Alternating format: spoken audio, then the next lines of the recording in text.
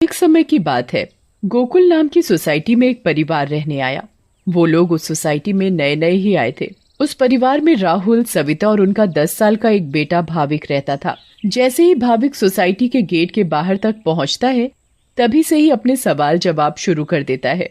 वाह पापा, ये कितनी सुंदर सोसाइटी है। क्या हम इसी सोसाइटी में रहेंगे? हाँ हाँ बेटा, हम लोग इसी सोसाइटी में रहेंगे। देखो तो हमारा भाविक कितना खुश नजर आ रहा है। अब तो मेरे यहाँ पर नए नए दोस्त बनेंगे, ना मजा आएगा। हाँ हाँ बेटा, बहुत मजा आएगा। चलो अब अंदर चलो। जैसे ही वो लोग सोसाइटी के अंदर कदम रखते हैं, तभी जोर जोर से हवा चलने लगती है और भाविक को कुछ अजीब सा महसूस होने लगता है। मम्मी देखो तो, हमारे आते ही ये कितनी जोरों से हवा चलने लगी है। मुझे कुछ अजीब सा भी लग रहा है। नहीं बेटा, ये बस तुम्हारा वहम होगा। बच्चा समझकर सविता भाविक की बात को नजरअंदाज कर देती है। वो लोग अपने फ्लैट पर पहुंचते हैं। चलो चलो, अब आप दोनों जल्दी से फ्रेश हो जाओ, सोने का समय हो गया है। हाँ, क्योंकि कल मुझे इंटरव्यू के लिए भी जाना है। भाविक, राहुल और सविता कमरे में जाकर सो जाते हैं। ऐसे ही चलते चलते उन्हें 1 महीना बीत जाता है। एक दिन राहुल का बॉस उसे ऑफिस के काम से सूरत जाने को कहता है। ये तो कितनी अच्छी खबर है। मैं ये बात सोसाइटी जाकर सविता और भाविक को बताऊंगा, तो वो दोनों भी बहुत खुश हो जाएंगे। राहुल घर जाकर ये बात सविता और भाविक को बताता है। सविता, ओ सविता, कहाँ हो तुम? तुम्हें एक खुशखबरी देनी है। अरे हाँ हाँ, क्या हुआ? इतना क्यों चिल्ला रहे हैं आप? हाँ पापा, क्या हुआ? आप इतने खुश क्यों नजर आ रहे हो? अरे खुश ना हो तो क्या करूं, बात ही ऐसी है। अब आप बताएंगे भी, क्या बात है? मुझे मेरी नौकरी की तरफ से सूरत ले जा रहे हैं। बहुत बड़ा प्रोजेक्ट है। अगर सब अच्छे से हो गया तो क्या पता वहाँ से आने के बाद मेरा इंक्रीमेंट भी हो जाए। अरे वाह, ये तो बहुत अच्छी खबर है। वाह पापा, आप तो सूरत जा रहे हो। मैं भी जाऊंगा, मैं भी जाऊंगा। बेटा, मैं तुम्हें अपने साथ नहीं ले जा सकता। और सविता, तुम मेरा सामान पैक कर दो। मुझे आज ही रात 12 बजे तक निकलना है। मैं बस कुछ ही दिनों के लिए जा रहा हूँ। सविता राहुल का सामान पैक कर देती है और राहुल उसे रात 12 बजे सूरत के लिए निकल जाता है। चलो भाविक, अब तुम भी जल्दी से दूध पीकर कमरे में सोने चलो। ठीक है मम्मी। सविता और भाविक अपने कमरे में चले जाते हैं। सविता तो सो जाती है, मगर भाविक को नींद नहीं आती। बहुत तेज बारिश होने लगती है।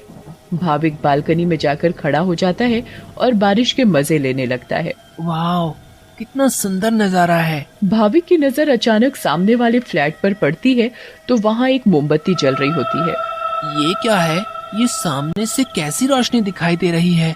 ऐसा लग रहा है जैसे कोई मोमबत्ती जली हुई हो। अगर जब से हम यहाँ आए हैं, तब से तो ये फ्लैट बंद पड़ा है। भाविक को फिर अचानक से एक औरत चलती हुई दिखती है। अरे ये औरत कौन है? कहीं यहाँ कोई भूत तो नहीं? मम्मी, मम्मी, भूत भूत, मम्मी, मम्मी बचाओ, मुझे बचाओ। क्या हुआ बेटा, क्या हुआ? तुम इतना क्यों घबरा रहे हो? मम्मी, वो भूत भूत। क्या बोले जा रहे हो तुम? ठीक से बोलो, मुझे कुछ भी समझ में नहीं आ रहा है। मम्मी, मुझे नींद नहीं आ रही थी तो मैं बालकनी में जाकर खड़ा हो गया और बारिश देखने लगा। तभी मैंने सामने के फ्लैट में जलती हुई मोमबत्ती देखी और एक औरत को देखा। नहीं बेटा, ये भूत वूत कुछ नहीं होता। ये तुम्हारे मन का वहम है। नहीं मम्मी, मैं सच कह रहा हूँ। नहीं बेटा, चलो अब सो जाओ, रात बहुत हो रही है। नहीं, मैं आपको लेकर जाता हूँ। अच्छा चलो, दिखाओ कहाँ है भूत। फिर भाविक सविता को बाहर लेकर जाता है। कहाँ है भूत? मुझे तो कहीं कोई नहीं दिख रहा। मम्मी देखो, वहाँ पर देखो, वो सामने वाले फ्लैट में। अरे बेटा, कुछ भी नहीं है वहाँ पर। नहीं मम्मी, मैं झूठ नहीं बोल रहा। अच्छा ठीक है ठीक है, चलो अब जल्दी कमरे में जाओ और सो जाओ। फिर वो दोनों कमरे में जाकर सो जाते हैं। भाविक, अब तुम्हें डरने की कोई जरूरत नहीं है। मैं तुम्हारे साथ सो रही हूँ ना, अब तुम आराम से सो जाओ।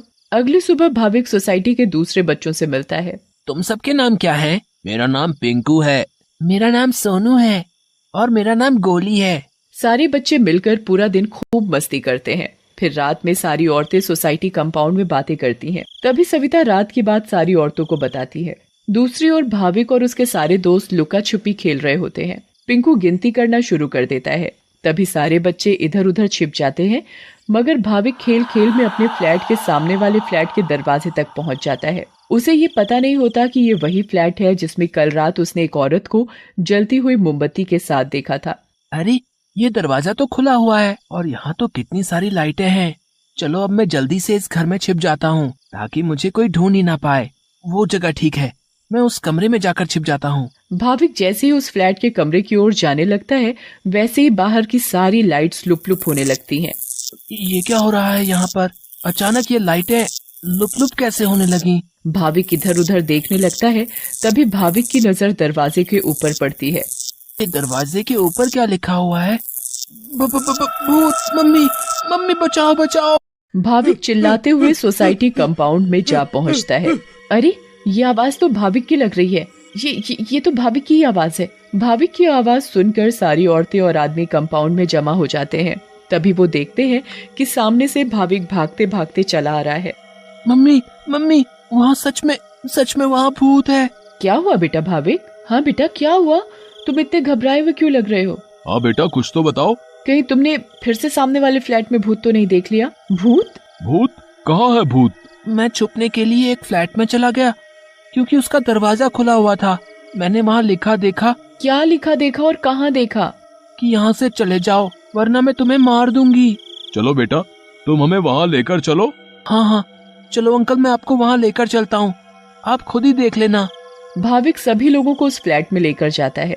कहाँ लिखा है बेटा? अरे, यही तो लिखा था। चलो भाई, यहाँ तो कुछ भी नहीं है। बेटा भाविक, चलो अब चलो। सभी लोग भाविक को वहाँ से ले जाते हैं, मगर भाविक उस दरवाजे को देखते देखते चलता है। नहीं अंकल, मैं सच बोल रहा हूँ।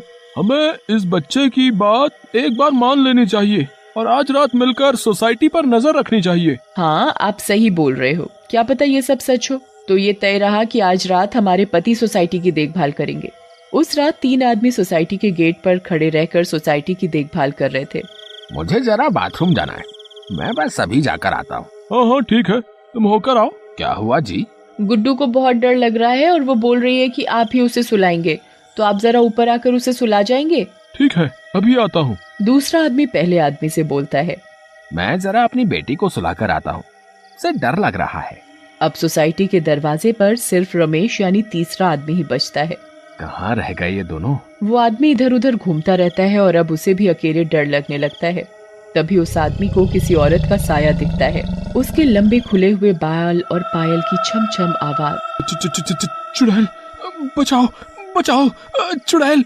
फिर अचानक वो चुड़ैल उसके सामने आ खड़ी होती है और आदमी बहुत तेज चिल्लाता है और वहीं बेहोश हो जाता है। अरे, ये चिल्लाने की आवाज किसकी आई? हाँ, आवाज तो मुझे भी आई। चलो चलकर देखते हैं। सारे सोसाइटी वाले अपनी बालकनी में आ जाते हैं तो वो क्या देखते हैं कि वहाँ रमेश बेहोश पड़ा हुआ था।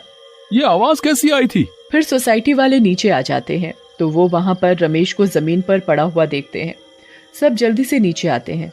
सविता और भाविक भी नीचे आ जाते हैं। अरे, कोई इन्हें होश में लाओ। उठिए भाई साहब, उठिए। फिर कुछ ही देर में रमेश को होश आता है और वो सारी बात सोसाइटी वालों को बताता है जो उसके साथ कुछ देर पहले हुई थी। तभी सोसाइटी में अजीब सी आवाजें आने लगती हैं। मम्मी, देखा ना, मैंने बोला था ना कि भूत है। हाँ बेटा, तुम सही कह रहे थे। तभी सोसाइटी के बीचों बीच धुआं उठने लगता है और वहाँ वो चुड़ैल आ जाती है। कौन हो तुम और क्यों हमें इतने दिनों से परेशान किया हुआ है? हाँ हाँ बताओ, क्यों तुमने इतने दिनों से इन लोगों को परेशान किया हुआ है? हम भी तो इसी सोसाइटी में रहते हैं।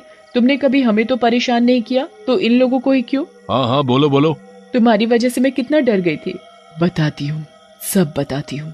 कई सालों पहले जब मेरी शादी हुई तो मैं और मेरे पति रवि सविता के सामने वाले फ्लैट में रहने आए। हम बहुत खुश थे, पर अचानक मेरी माँ की तबीयत खराब होने की वजह से मुझे कुछ दिन के लिए यहाँ से जाना पड़ा। और तभी सविता के फ्लैट में एक बहुत सुंदर लड़की रहने आई। रवि उस लड़की को पसंद करने लगे थे और वो लड़की भी। उस लड़की को ये बात नहीं पता थी कि रवि शादीशुदा है। मैं जब वापस आई और मुझे ये सब पता लगा तो मैंने रवि को समझाने की बहुत कोशिश की, बहुत लड़ाई की, पर वो नहीं माने। रवि मुझे छोड़कर उस लड़की से शादी करना चाहते थे और एक दिन रवि और वो लड़की चुपके से अचानक कहीं चले गए। मैंने उन्हें ढूंढने की बहुत कोशिश की मगर वो मुझे कहीं नहीं मिले। और एक दिन मैंने उन दोनों को बाजार में साथ देखा।